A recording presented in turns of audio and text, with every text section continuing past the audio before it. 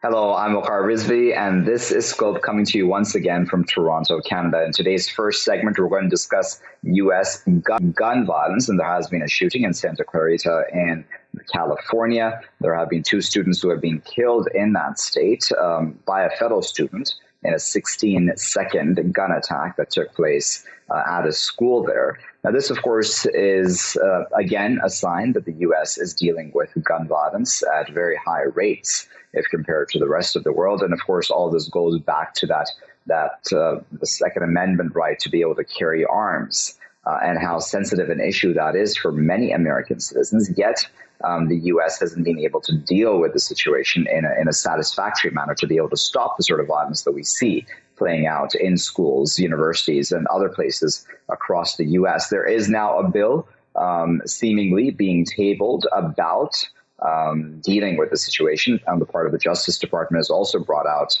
an initiative about dealing with gun violence, such as background checks and mental health issues being looked into as well. So all of that seemingly moving in the right direction, although with the NRA, the National Rifle Association, looming large, one always, as a U.S. politician, needs to be careful about how much they step forward in that process. Let's discuss all of this a bit further. We're joined now by Matt Snape, who is Executive Director for Parliament Street and a journalist for the Italian publication Inside Over. He's joining us now from Evesham in the UK. Matt, as always, thank you for joining us here. And what do you make of this latest shooting, Matt, there in California, as well as measures to be able to finally try to curb gun violence in the U.S.? Obviously, any shooting in America is absolutely awful, and my hearts go out to the victims and their families. I think the problem with U.S. gun reform is that it's going to be very difficult to achieve anything fundamental. I think the main problem is that obviously U.S. gun rights are enshrined by the Second Amendment in the U.S. Constitution, and any form of gun control can be seen as a way of stealing Americans' liberties.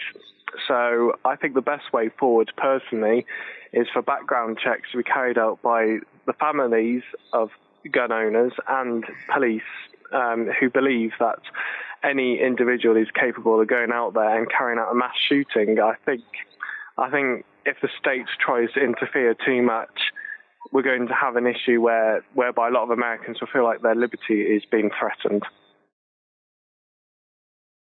So I wonder then, why do you think background checks haven't yet been initiated? I mean, gun violence is not a new thing, right, in the U.S. Why do you think it's taken this long? Is it down to essentially the likes of the NRA and the kind of power that they have in the country?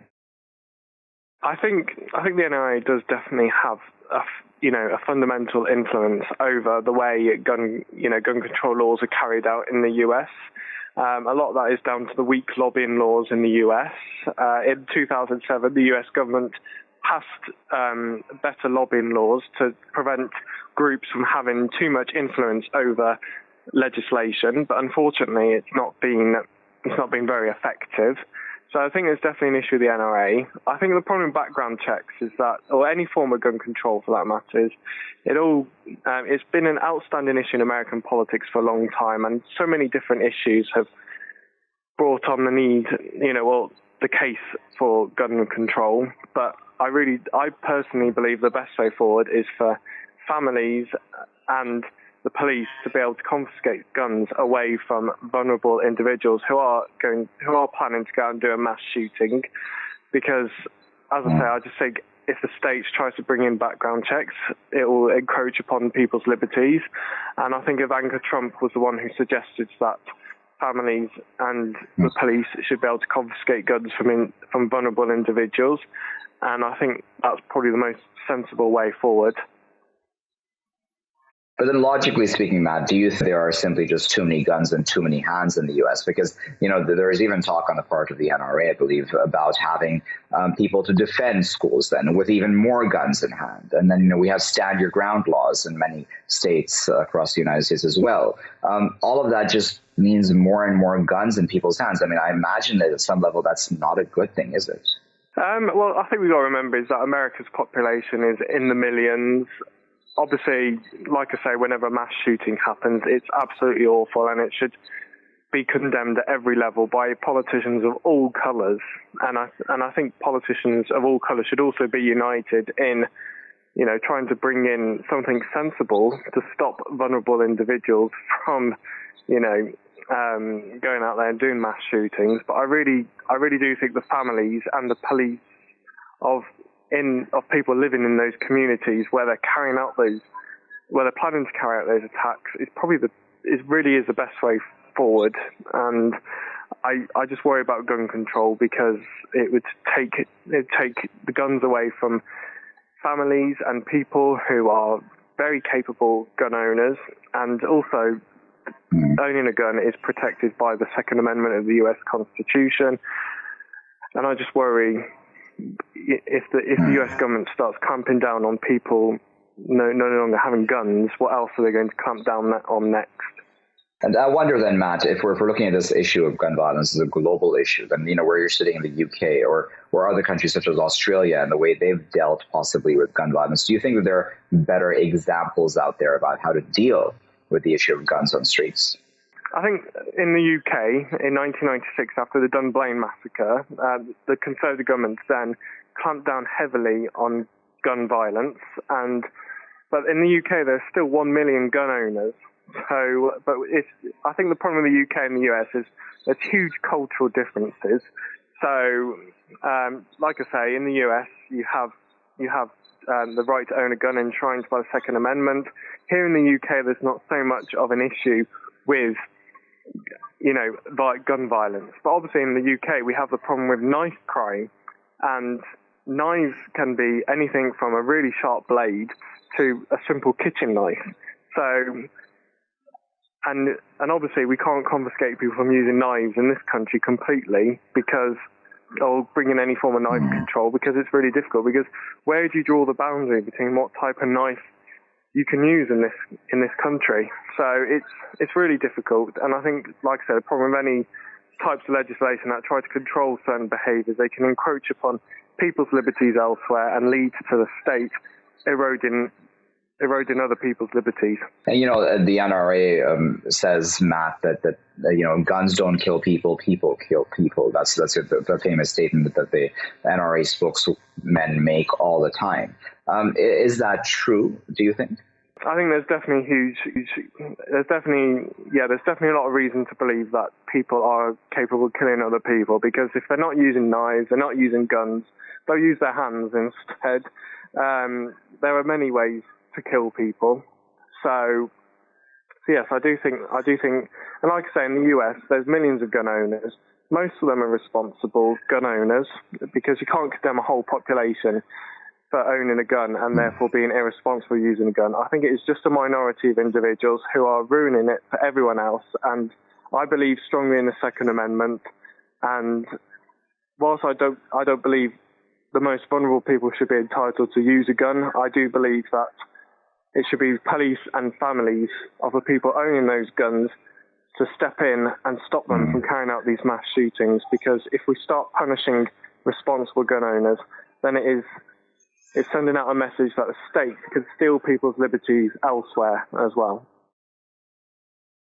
Very well, Matt, we'll leave that as a final word, but of course, we get your time today. That was Matt Snape speaking to us from Evesham in the UK. He's Executive Director for Parliament Street and journalist for Italian publication Inside Over. Now, as Matt there put into context, certainly there are many gun owners across the United States who are responsible gun owners. And they, of course, have the right to own guns, personal guns, that is, as well, for the personal safety or otherwise. That is, of course, enshrined, as we know very well, in the U.S. Second Amendment. Nevertheless, this is an issue which is really sensitive because, again, of these sort of school shootings that we've seen just play out in California and Santa Clarita. Does the background checks, as well as the mental health checks, et cetera, that the Justice Department has proposed, will that go far enough is the main question? Because certainly all of this is being done under the shadow of the NRA. And the NRA, of course, wields extremely high influence within the U.S. establishment, especially politicians who essentially fear the ground that the NRA walks on because of the power that it wields. Will gun violence finally be dealt with properly? Will children finally be safe in American schools? Will people be safe in American universities or otherwise in their workplaces even? That is a question that remains open at this time. I'll be back with my next segment, though, after this break. Stay tuned for that.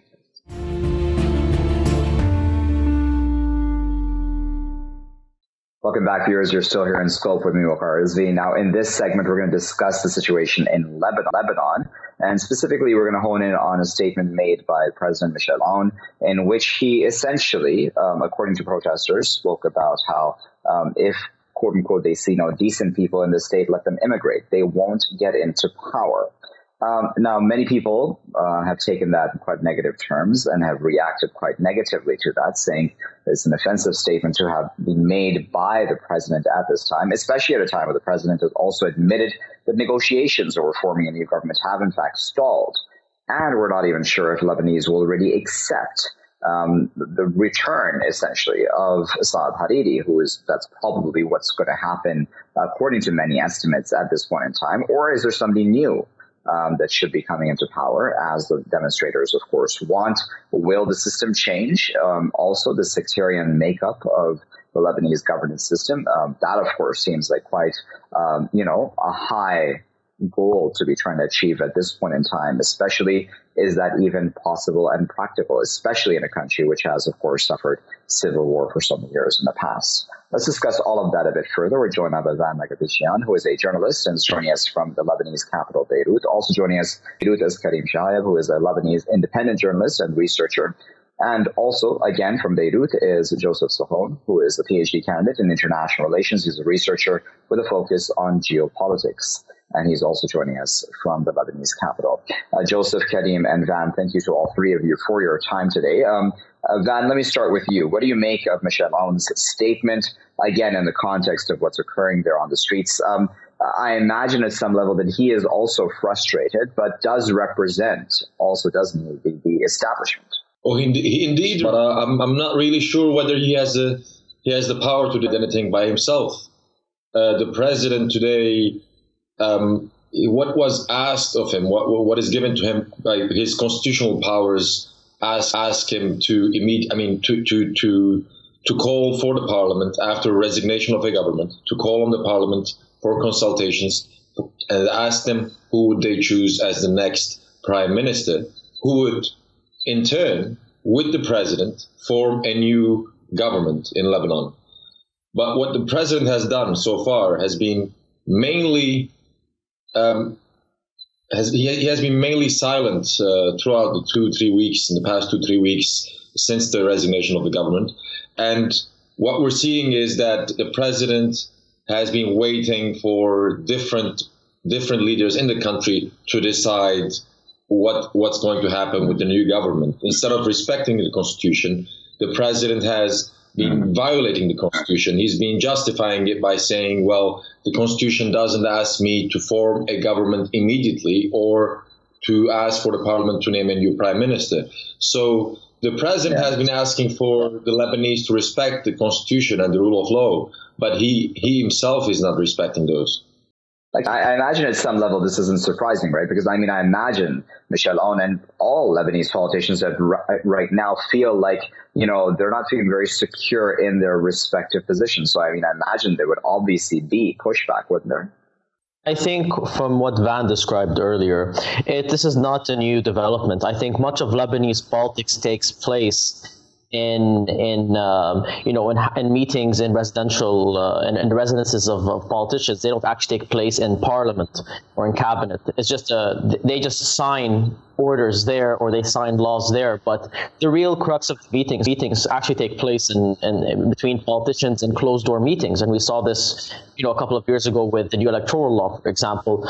Joseph, tell me about what your thoughts are about the sort of negotiations that may be taking place right now between all these politicians who are part of the very system that the demonstrators, are protesting against. Will they be able to agree upon something amongst themselves, essentially, that will satisfy those out on the streets protesting against the system?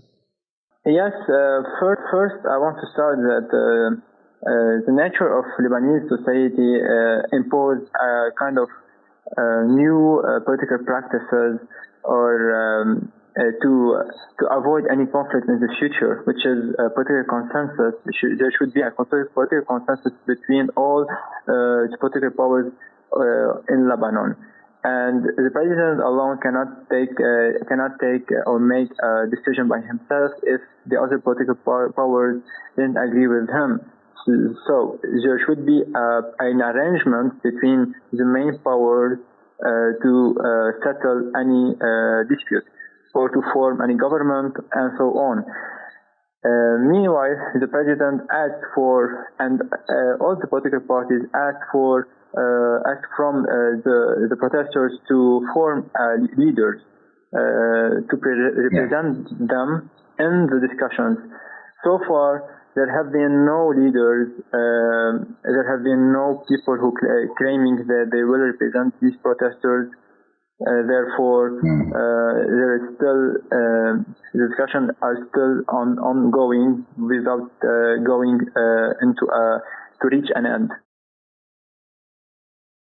That's a good point, isn't it? Because the issue of having a leaderless movement, such as what has happened, of course, in Lebanon. I mean, of course, on one side, there's praise that this is grassroots and these are the people themselves speaking. But then without a leader of the movement, it's really tough to then move forward as far as negotiations and making it clear to the government around the negotiating table what exactly everyone wants and how then to compromise possibly on that. How challenging is that in this situation?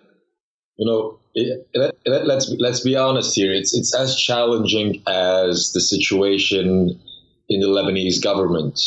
The Lebanese government, the Lebanese state, is also leaderless today. Yes, there is a president. The president Michel Aoun. To be frank with you, he can barely meet his day-to-day tasks. If he's going to give an interview or a speech, he has to be prepared for hours and hours. If there is a speech he's going to make, they have to record it, etc. The real president, the person who is exercising the president's power is the foreign affairs minister, who is supposed to be resigned right now, but he's still exercising his powers. His name is Jabran Bassil. He happens to be his son-in-law.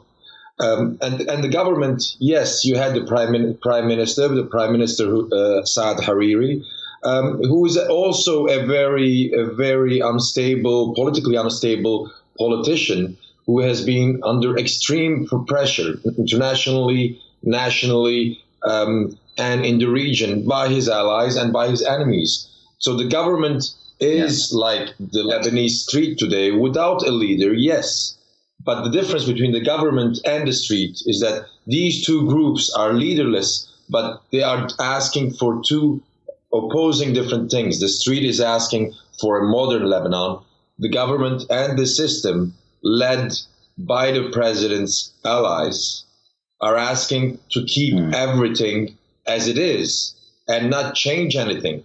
This is no longer being accepted by the street, full of new generation Lebanese who have no links to the 15, 20-year-old civil war in which Michel Aoun, the president, and other politicians in the government and outside the government in Lebanon have taken part of. The people in this movement who are leaderless, they have no connection to the civil war. They do not want to be linked to this past. They are dreaming of something new. I wanted you to continue where you left off, Kareem. And secondly, I wanted to ask you that if we are in this situation where this movement, this protest movement doesn't have a leader itself, then, I mean, from the outside in, at least as I'm looking at the situation, it's tough to understand how do we proceed from this point onwards. I mean, obviously on the establishment side, it would want the status quo to continue, so just appease the protesters somehow. But then on the protesters' behalf, who needs to represent them? How does that process move forward? I mean, you need representation at some point, don't you? Right. So basically to carry on from the last point. So basically, it's not surprising that these negotiations have taken place in the way that they have been, as most negotiations don't take place in parliament or in cabinet, when in fact they take place in these closed-door meetings, often in the residences of these political leaders. It's clear that the political parties, or let's say the establishment parties, are very steadfast in maintaining their influence, and I think that their influence remains extremely powerful despite a massive wave of discontent. They do have the backing of the international community as well to stand their ground. At the same time, they want to return to economic normalcy, so they want to try to appease the people, and they are doing it in a way which is extremely limited and which disregards all the demands, which is basically a new system. So to what extent it's going to work out for them, we're not really sure. When it comes to the issue of leaderless movements, I think that it's a loose term which is not necessarily entirely accurate. I think it's more decentralized in the sense that at every area where there's protests taking place, you have people coordinating with each other. You don't have a figurehead which represents the entire movement. There are many points of unity between these different places in terms of what they want, what they're looking for, and you can see how most of them agree on a downsized technocratic government, how they agree that everybody's got to go. At the same time, there are many issues where they're going to disagree. So I think what they're doing at this point is that they're trying to maintain their points of unity. And what we've been seeing is trying to break down these barriers and to create more solidarity between these different areas. And this is why lots of people in Beirut are going to Tripoli, people in Tripoli are going down to Sur, or they're going to Al-Fakiha and Baalbek. So, but at this point, absolutely. We are seeing the reemergence of some independent civil society figures or politicians that are trying to make their way back into the political sphere as experts, but there's no clear-cut formula, and I think that the government might take advantage of that to kind of scatter the movement or to try and break it apart, that's for sure. Joseph, obviously the demand is a change of the system as well, right? And I mean, that's quite, in the context of Lebanon, of course, it's quite a high goal to be demanding and, to be trying to achieve. Is it even possible within the context of the governance system within Lebanon and the way that this system was really constructed? Is it possible to just dismantle the whole thing? Yes, I think it's a bit chimeric to ask for abolishing the system, and I want to highlight 2 points. The first one is the protesters, maybe they don't have a leader because they want to abolish the system. They don't want anything else than abolishing the system. Not only the political system, but also the economic system too, which is based on Ponzi. And the second point is, this system is very strong, and because it is created by the main constituents of the Lebanese society. The 18 sects are represented in the political system to make it more legitimate to take decisions and to govern. But because of lack of good political elite and clean political elite, that has stagnated the political system and made it more corrupt and less efficient. Therefore, we had this uprising. So abolishing the system won't fix things. It will make it more complex, and maybe we'll go down to another civil war, and we'll end this civil war by another system mirroring the one we abolished. Also, it's very important to highlight that the problem is not with the system. The problem is with having clean political elite, new political elite, where they know how to govern. And this is the main point, and that's why the president asked the protesters to bring up these elites. If you don't believe in having a good elite in Lebanon, then why staying? Yeah. And this was swiftly taken out of context, which led to exacerbating the protest. Right, I'll leave that as a final word. I'm sure Van and Kareem had a response to what you just said there. Joseph, we'll try to continue this conversation, of course. I'm sure this is not the last time we'll be covering, of course, Lebanon. That situation there will continue. But if we appreciate all three of our guests for their time today and, of course, for their insight. That was Van, Kareem and Joseph, speaking to us all respectively from the Lebanese capital, Beirut. The situation remains complex, of course, but I mean, it's no surprise that an establishment politician would want the establishment to remain status quo, of course.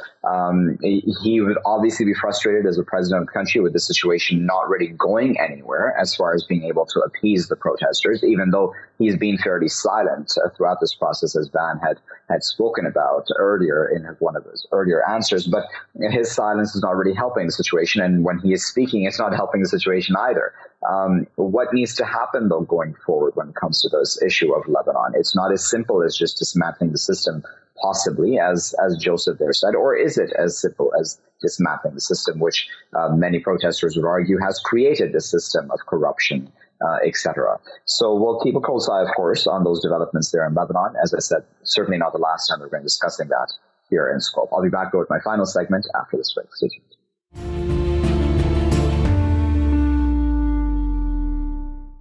Welcome back, viewers. You're still here in Scope with me, Waqar Rizvi. In this final segment of today's program, we're going to discuss the situation in Iraq, which, of course, continues vis-a-vis protests on the streets there. There are reports that, according to Iraqi security and officials, there are reports that protesters are moving ever closer to the green zone, that fortified green zone in the Iraqi capital, Baghdad. At the same time, a human rights group has accused Iraqi security officials of targeting medics who are trying to help protesters out there who are injured in some way or another during these protests that are taking place and have been taking place for quite a while now.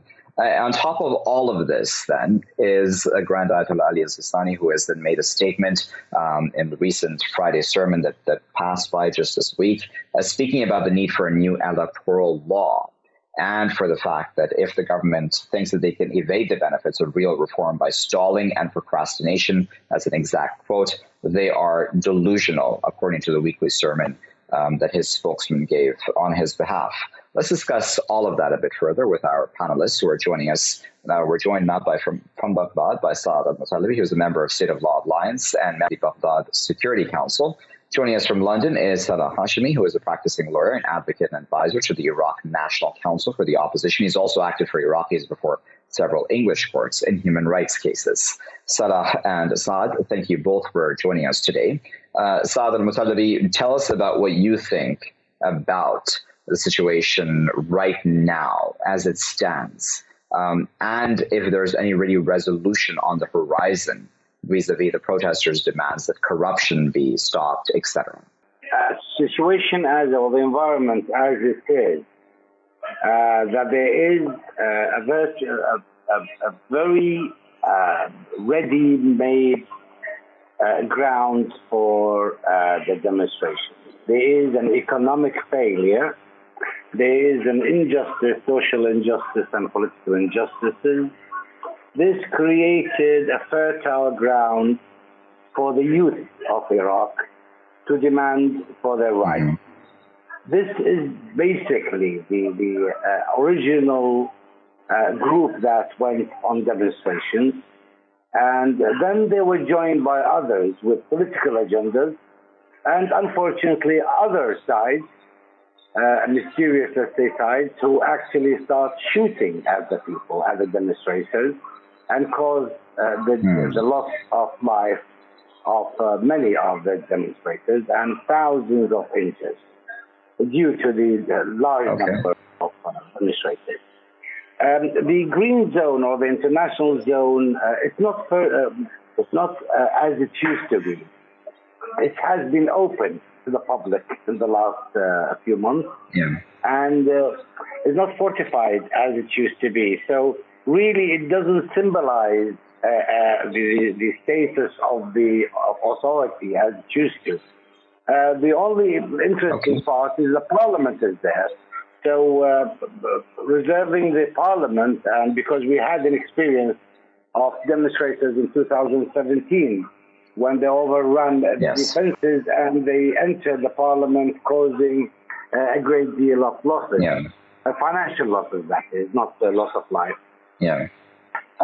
Now, If I may come in, Saad, I wanted to bring in Salah Hashimi because Salah, tell me what your thoughts are about that. I mean, there is this third force, this mysterious third force that's spoken about in some quarters that is trying to, provoke more violence on the streets. Do you agree with that sort of statement? I don't agree with that because I do not believe that the so-called government in Iraq does not know who is committing these atrocities. These people who are masked mostly, identities are not disclosed. They are firing at demonstrators in and amongst the security forces. This could lead to one of two conclusions. Either the government is completely ineffective and the security forces have lost control of the streets, or that genuinely this government cannot control the country anymore. Now, I see that there is a repeat of a previous incident. This happened when the American invasion occurred in 2003, when the American forces were accused of using brutal tactics against Iraqi prisoners. What the Americans said, well, no, that's not us. Those were private contractors who do not adhere to any military or security protocols, and therefore cannot be blamed entirely, you see. This same tactic is now being used by the Iraqi government. They are saying that we have withdrawn the weapons, the lethal weapons from the army and the regular police. And but however, we still have fatalities amongst the demonstrators, either by the use of live rounds or the improper use of tear gas canisters, who are being fired or projected directly at the bodies or heads of demonstrators. Let me go back to your original point, and that is whether there is a resolution to this issue. I think the underlying problem here is that we are talking about a reform of a government. Now, if we concentrate on what the demonstrators are saying, we do not want this government. Your guest from Baghdad is saying that the parliament is a symbol. Yes, it is indeed a symbol of corruption and a symbol of inactivity, and that's why it has been completely rejected by the Iraqi people. So to talk about reforming a corrupt government is an entirely false premise. What the demonstrators are demanding is the entire removal of the system that became in place since the American invasion of Iraq and the drafting of the constitution, which was highly controversial and was opposed by many sectors of Iraqi society. Now, a lot of people, if I could just make one single point. If you allow me to, okay, go ahead very quickly if you can on this one. Yeah, go ahead. A lot of people are scaremongering in that there will be a vacuum. Well, that's incorrect. I'm sure Iraq, with a deep political history, a number of prominent political scientists, lawyers, and other professionals will fill this gap. The only fear at the moment from these people is that there are armed militias in the street carrying out kidnappings.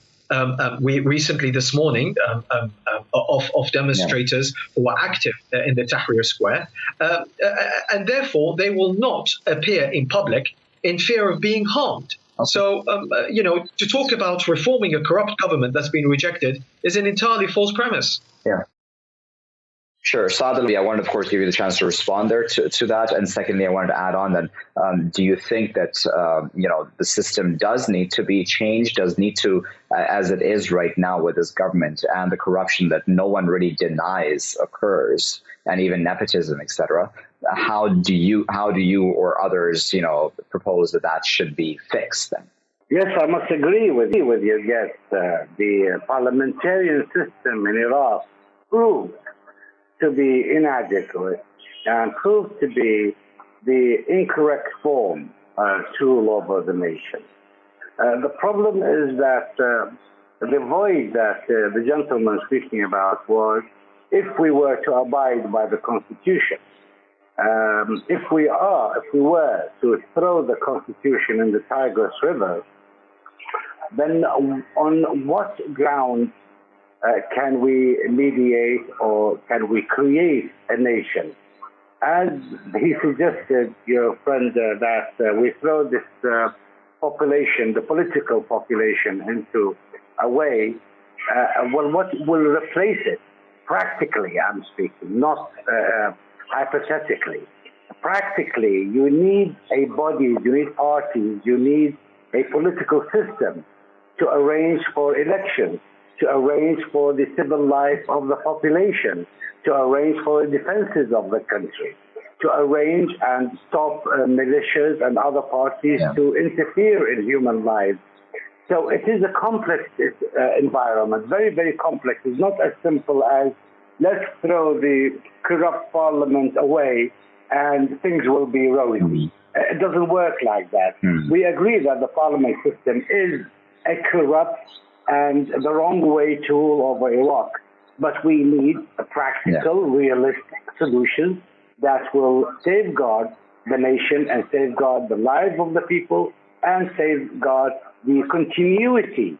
Okay, and that's a good point, Saad, because I wanted to type for that point to Salah. Salah, if Iraq was any other country in the world, it may have been easy to say, listen, we can keep the context of security out of the equation. But as we well know, of course, security is extremely important, especially in a country like Iraq, which has suffered so much of terrorist attacks, et cetera. And just, there was an attack just recently in Baghdad as well during one of the demonstrations. So I'm wondering, how does one then find that balance, right? Where Saad is talking about a very legitimate service, if I may use that term, that the government provides for the people, and that it does keep them secure to an extent? Well, number one, the underlining foundation of any good society is a constitution. Now, a constitution was drafted controversially during the years of American occupation of Iraq, because that ended, in terms in 2009. Now, there is no hindrance in redrafting a constitution. And let me make a proposal. Why should this constitution be drafted in Iraq, in a hostile environment, where insecurity prevails, where armed militias are targeting anybody who makes a reasonable proposal? I'm only able to make this proposal because I'm speaking to you from London. Now, we have a stable neighboring country and a friendly country such as Jordan.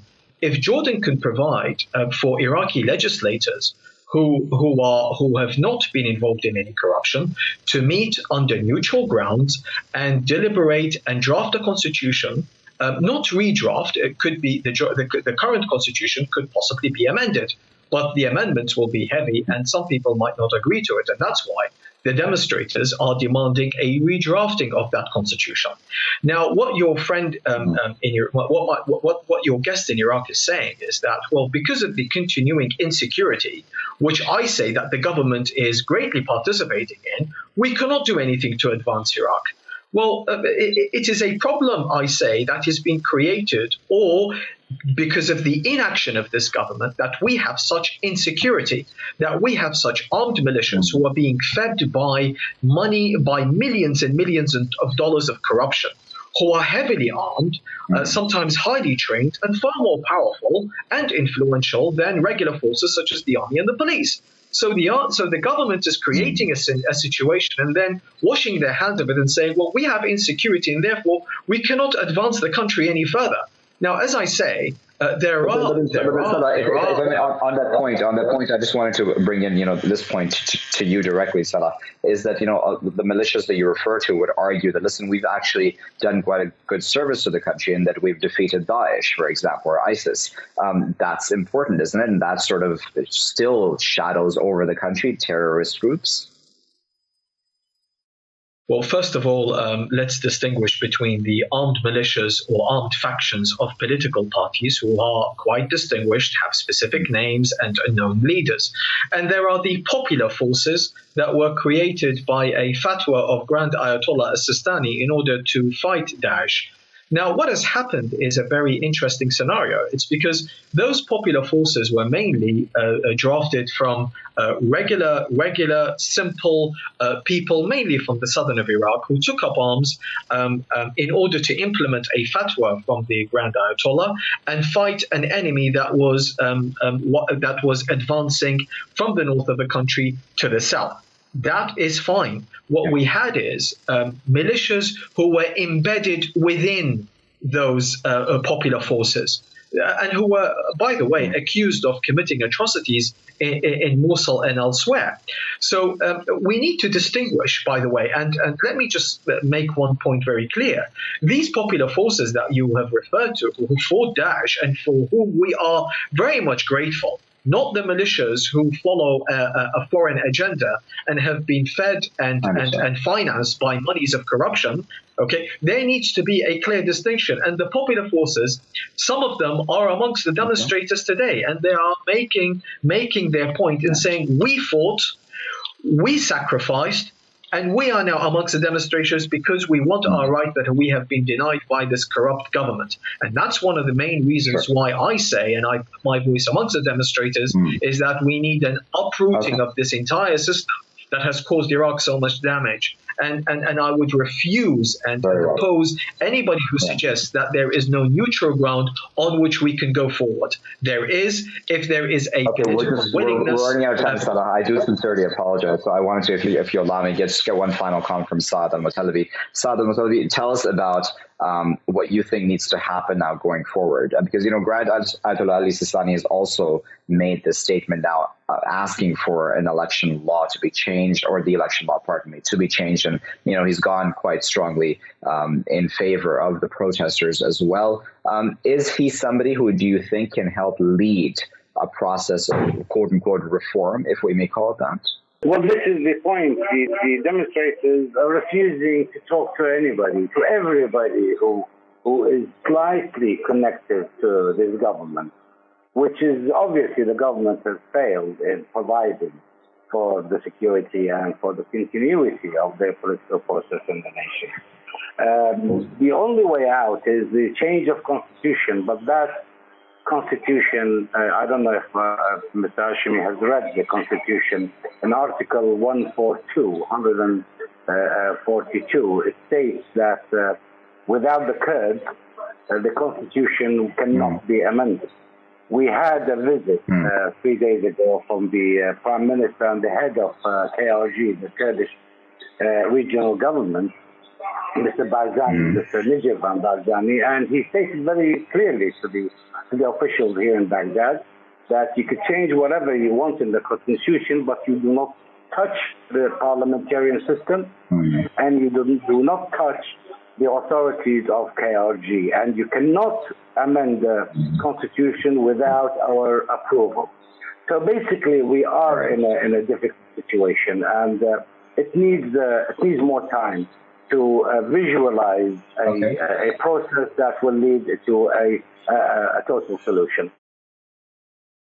All right, we'll have to leave those off, gentlemen, but of course we do sincerely appreciate both of your time and of course your insight. That was Saad Al-Muttalibi speaking to us from Baghdad, and speaking to us from London was Salah Hashimi as well. Of course, viewers, as both of our guests are described, this is a complex situation right now in Iraq.